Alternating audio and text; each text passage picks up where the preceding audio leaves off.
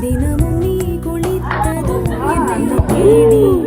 என் சேலை நுனியானுந்தன் தலை துடைப்பாயே எது கவிதை